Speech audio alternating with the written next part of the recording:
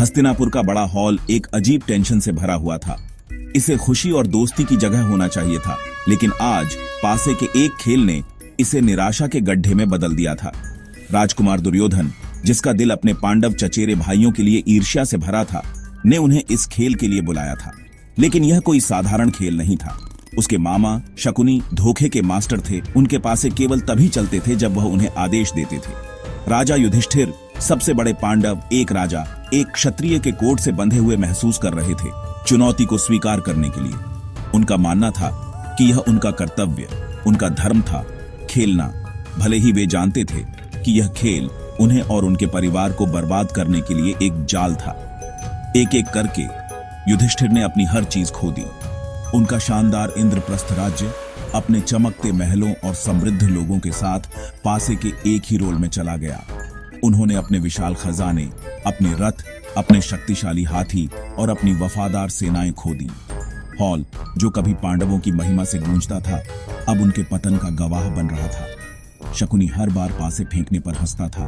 उसकी आवाज में द्वेष टपक रहा था, जबकि दुर्योधन और उसके भाई अपनी गलत तरीके से हासिल की गई चीजों का जश्न मना रहे थे। युधिष्ठिर कर्तव्य की एक त्रुटिपूर्ण भावना के अपने कठोर पालन से फंसे हुए ज्ञान का मार्ग नहीं देख सके। उन्हें लगा कि उनके पास खेलना जारी रखने के अलावा कोई विकल्प नहीं था। अपने परिवार के लिए गहरा और गहरा गड्ढा खोदते हुए, अपने नुकसान से अंधे होकर और शकुनी के ताने से उकसाए जाकर युधिष्ठिर ने फिर भयानक दांव की एक श्रृंखला लगाई। उन्होंने अपने ही भाइयों को दांव पर लगाया। पराक्रमी भीम, वीर अर्जुन और सुंदर जुड़वा नकुल और सहदेव। हर रोल के साथ उन्होंने उन्हें खो दिया और वे दुर्योधन के गुलाम बन गए। अंत में कुछ भी न बचा होने पर उन्होंने खुद को दांव पर लगाया और हार गए। 5 पांडव भाई, जो कभी पूरे देश में पूजनीय राजा और राजकुमार थे, अब अपनी आजादी और गरिमा से वंचित थे। वे शर्म और अविश्वास में सिर झुकाए खड़े थे। अपनी बर्बादी की तेज और पूर्ण प्रकृति को समझने में असमर्थ थे। यह सब झूठ और धोखे पर बने एक खेल के कारण हुआ था। अंतिम, सबसे भयानक दांव अभी आना बाकी था। शकुनी युधिष्ठिर की पूर्ण निराशा को देखकर एक अंतिम दांव का सुझाव दिया। द्रौपदी, उनकी साझा पत्नी, गर्वित और कुलीन रानी। पूर्ण मूर्खता और निराशा के क्षण में युधिष्ठिर सहमत हो गए। पासे चले और जो होना था वह हुआ। वह हार गए। सदमे और आतंक की लहर सभा में फैल गई। भीष्म और द्रोण जैसे बुजुर्ग जमे हुए बैठे थे। उनके सिर शर्म से झुके हुए थे। दुर्योधन, उसकी आंखों में क्रूर जीत की चमक थी। उसने अपने भाई दुशासन को पांडवों की रानी को दरबार में घसीटने का आदेश दिया। वह उसे सबके सामने अपमानित करना चाहता था। दुनिया को यह दिखाना चाहता था कि वह अब एक गुलाम से ज्यादा कुछ नहीं थी। दुशासन दुष्ट खुशी से भरा हुआ रानी के कक्षों में तूफान की तरह चला गया। उसने द्रौपदी को उसके बालों से पकड़ लिया, उसके विरोध और सदमे की चीखों को नजरअंदाज करते हुए। वह एक रानी थी, अपने मासिक धर्म के बीच में और रीति रिवाज के अनुसार एक ही कपड़े में थी। ऐसी हालत में पुरुषों से भरे दरबार में घसीटा जाना सबसे बड़ा अपमान था जिसकी कल्पना की जा सकती थी। उसे बेरहमी से फर्श पर घसीटा गया और सभा के बीच में फेंक दिया गया। जिन पुरुषों ने कभी उसे सम्मान और प्रशंसा से देखा था, वे अब फर्श पर घूर रहे थे। उसकी आंखों से आंखें नहीं मिला पा रहे थे। हॉल में सन्नाटा गहरा था, साहस और धार्मिकता की सामूहिक विफलता का एक प्रमाण। वहां खड़ी, अस्त व्यस्त और अपमानित द्रौपदी असहाय आंसुओं में नहीं टूटी। उसकी आवाज, हालांकि क्रोध और दर्द से कांप रही थी, स्पष्ट और मजबूत थी। उसने धर्म, कानून और न्याय का एक मौलिक प्रश्न उठाया। उसने सभा से पूछा, क्या राजा युधिष्ठिर ने पहले खुद को खोया या उन्होंने मुझे पहले खोया? यदि वह पहले ही गुलाम बन चुका था, तो क्या उसे मुझे दांव पर लगाने का कोई अधिकार था? यह केवल एक खेल के बारे में सवाल नहीं था। यह एक गहरा कानूनी और नैतिक चुनौती थी। वह राज्य के सबसे बुद्धिमान पुरुषों से स्वामित्व, स्वतंत्रता और एक पति की अपनी पत्नी पर अधिकार की प्रकृति को परिभाषित करने के लिए कह रही थी। उसकी बुद्धिमत्ता इस अत्यधिक संकट के क्षण में भी चमक रही थी।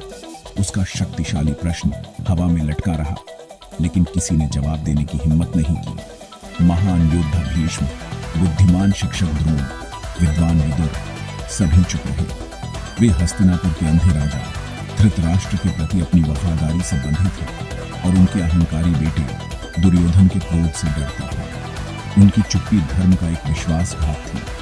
वे जानते थे कि द्रौपदी सही थी, लेकिन उनमें सच बोलने का साहस नहीं था। उनकी निष्क्रियता ने बुराई को पलट नहीं दिया। द्रौपदी ने एक चेहरे से दूसरे चेहरे की ओर देखा। उसकी आंखें न्याय के लिए भीख मांग रही थी, लेकिन उसे केवल शर्म, लाचारी और डर मिला। उसे एहसास हुआ कि वह तथाकथित कुलीन पुरुषों के उस दरबार में पूरी तरह अकेला था। दुर्योधन इस तमाशे का आनंद लेते हुए उसके सवालों और न्याय के लिए उसकी भीख का मजाक उड़ाया। उसने दुशासन को उसके कपड़े उतारने का आदेश दिया ताकि उसका अपमान सबसे क्रूर तरीके से पूरा हो सके। वह सबको यह दिखाना चाहता था कि वह उसकी संपत्ति थी, उसकी गुलाम थी, जैसा वह चाहे वैसा कर सकता था। जैसे ही दुशासन उसके पास पहुंचा, हवा में एक परम भय भर गया। पांडव युधिष्ठिर की प्रतिज्ञा से बंधे हुए केवल असहाय क्रोध में देख सकते थे। भीम ने अपनी मुट्ठी भींची। उसका शरीर कांप रहा था, लेकिन वह कुछ नहीं कर सका। सभी मानवीय मदद द्रौपदी के लिए विफल हो गई थी। पुरुषों के कानून, योद्धाओं का साहस और बुजुर्गों का ज्ञान सभी बेकार साबित हुए थे। उस पूरी निराशा के पल में, जब सारा इंसानी सहारा खत्म हो गया था और वह अकल्पनीय अपमान के कगार पर खड़ी थी, द्रौपदी ने वही किया जो वह कर सकती थी। उसने अपनी आंखें बंद कर लीं और अपने विचारों को अंदर की ओर, एक बड़ी शक्ति की ओर मोड़ दिया। उसे कृष्ण याद आए। वह उसका दोस्त था, उसका मार्गदर्शक था, उसका सखा था। वह हॉल में शारीरिक रूप से मौजूद नहीं था, लेकिन वह जानती थी कि उसकी उपस्थिति हर जगह थी। जितनी आस्था वह जुटा सकती थी, उसने अपना संघर्ष छोड़ दिया। उसने अपनी साड़ी से अपने हाथ पूरी तरह से समर्पण के भाव से ऊपर उठाए और उसका नाम पुकारा, हे गोविंदा, हे कृष्ण, हे ब्रह्मांड के रक्षक, मुझे इस शर्म से बचाओ। इसके बाद जो हुआ वह एक चमत्कार था, एक दिव्य तमाशा जिसने पूरी सभा को अवाक छोड़ दिया। जैसे ही दुष्ट दुशासन ने उसकी साड़ी के छोर को खींचा, कपड़ा खत्म नहीं हुआ। उसने खींचा और खींचा, लेकिन कपड़ा कहीं से भी आता रहा। उसके चारों ओर फर्श पर मीटरों कपड़ा जमा हो गया, रेशम का एक रंगीन पहाड़ जो हर बार खींचने पर बड़ा होता गया। द्रौपदी ने जो साड़ी पहनी थी वह अंतहीन हो गई। ऐसा लगा जैसे ब्रह्मांड का ब्रह्मांडीय करघा उसकी गरिमा की रक्षा के लिए ही कपड़ा बुन रहा था। कृष्ण, हालांकि द्वारका शहर में मीलों दूर थे, उन्होंने उसकी बेताब, वफादार प्रार्थना सुनी थी। उन्होंने शारीरिक उपस्थिति के साथ नहीं, बल्कि एक चमत्कार के साथ जवाब दिया था, जिसने उसकी जरूरत का सीधे जवाब दिया था। दुशासन ने अपनी पूरी ताकत से खींचा। उसका अहंकार निराशा में बदल गया और फिर थकावट में। वह एक मजबूत योद्धा था, लेकिन वह कपड़े की एक अंतहीन धारा से हार गया। वह आखिरकार फर्श पर गिर गया, हांफते हुए और हारा हुआ, कपड़े के एक विशाल ढेर से घिरा हुआ। दरबार ने स्तब्ध सन्नाटे में देखा। उनका अविश्वास विस्मय में बदल गया। उन्होंने अभी अभी भगवान की शक्ति देखी थी, एक हस्तक्षेप जिसने सभी तर्क और कारण को धक्का बता दिया था। द्रौपदी इन सब के बीच खड़ी थी, सुरक्षित और अछूती।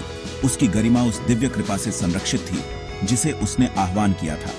उसकी आस्था ने उसके चारों ओर एक अटूट ढाल बना दी थी। यह घटना एक साधारण सच्चाई का एक शक्तिशाली प्रदर्शन था। जब हम अपने अहंकार और अपनी सीमित शक्ति को छोड़ देते हैं और एक बड़ी शक्ति में अपना पूरा विश्वास रखते हैं, तो वह शक्ति जवाब देती है। द्रौपदी ने अपने दोनों हाथों से खुद को बचाने की कोशिश करना बंद कर दिया। जिस पल उसने छोड़ दिया और कृष्ण को पुकारा, उसने अपनी स्थिति के माध्यम से दिव्य ऊर्जा को प्रवाहित होने दिया।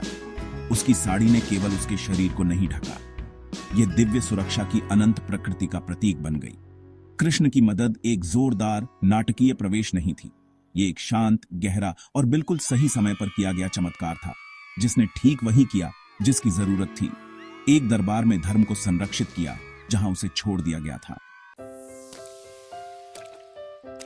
अंतहीन साड़ी के चमत्कार ने सिर्फ एक रानी के सम्मान को बचाने से कहीं ज्यादा किया।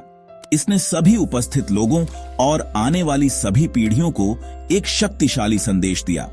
इसने धैर्य और विश्वास के बारे में एक गहरा सबक सिखाया। द्रौपदी ने अत्यधिक पीड़ा और अपमान सहन किया। उसने दरबार में पुरुषों के साथ तर्क करने की कोशिश की, उनकी कानून और नैतिकता की भावना से अपील की। लेकिन जब मानवीय प्रणालियां विफल हो गईं, तो उसने उम्मीद नहीं छोड़ी। उसने धैर्यपूर्वक प्रतीक्षा की और अंतिम संभव क्षण में उसने अपना विश्वास अपने आसपास के शक्तिशाली पुरुषों में नहीं, बल्कि धर्म के अंतिम स्रोत भगवान कृष्ण में रखा। उसके धैर्य को दिव्य सुरक्षा से पुरस्कृत किया गया। यह दर्शाता है कि सच्ची शक्ति अटूट विश्वास में निहित है, भले ही अंधकार से घिरा हो। महाभारत का यह प्रसंग धैर्य और आस्था का एक कालातीत अनुस्मारक है। पांडव, जिन्होंने धर्म के कोड के अनुसार जीने की कोशिश की, उन्हें एक भयानक हार का सामना करना पड़ा। कौरव, जिन्होंने अधर्म, अन्याय, लालच और क्रूरता को अपनाया, जीतते हुए लग रहे थे। हालांकि कृष्ण के हस्तक्षेप ने दिखाया कि ब्रह्मांडीय संतुलन अंत में हमेशा धार्मिकता की ओर झुकता है। कौरवों की जीत अस्थायी और खोखली थी, जो धोखे पर बनी थी। सच्ची जीत द्रौपदी की आस्था और उस धर्म की थी जिसका उसने प्रतिनिधित्व किया था। अंतहीन साड़ी इस बात का संकेत था कि धर्म खुद अंतहीन है और उसे कभी भी वास्तव में हराया नहीं जा सकता। इस कहानी का मूल संदेश गहरा, प्रेरक और इतना सरल है कि एक बच्चा भी समझ सकता है। यह आशा का संदेश है। यह हमें बताता है कि हमारी स्थिति कितनी भी मुश्किल क्यों न हो जाए, हम कितने भी अकेले या असहाय क्यों न महसूस करें, यदि हमारा दिल शुद्ध है और हमारा विश्वास मजबूत है, तो हमें कभी भी वास्तव में नहीं छोड़ा जाता है। जब हम ईमानदारी से भगवान को या अच्छाई की सार्वभौमिक शक्ति को पुकारते हैं, तो वह पुकार हमेशा सुनी जाती है। मदद उस तरह से नहीं आ सकती है जैसी हम उम्मीद करते हैं, लेकिन वह आएगी। द्रौपदी ने सेना नहीं मांगी, उसने अपनी गरिमा बचाने के लिए कहा और उसे ठीक वही मदद मिली, इस तरह से जिसने उसके उत्पीड़कों की दुष्टता को भी उजागर किया। अंत में द्रौपदी का चीरहरण केवल अपमान की कहानी नहीं है, यह विश्वास की अंतिम जीत की कहानी है। यह स्पष्ट रूप से दिखाता है कि जब हम खुद को धर्म के साथ जोड़ते हैं और धैर्य और ईमानदारी के साथ एक बड़ी शक्ति में अपने विश्वास को बनाए रखते हैं, तो हमें संरक्षित किया जाएगा। दुष्ट कुछ समय के लिए समृद्ध होते हुए लग सकते हैं, उनकी हंसी शक्ति के हॉल में गूंजती हुई, लेकिन उनकी सफलता क्षणभंगुर है।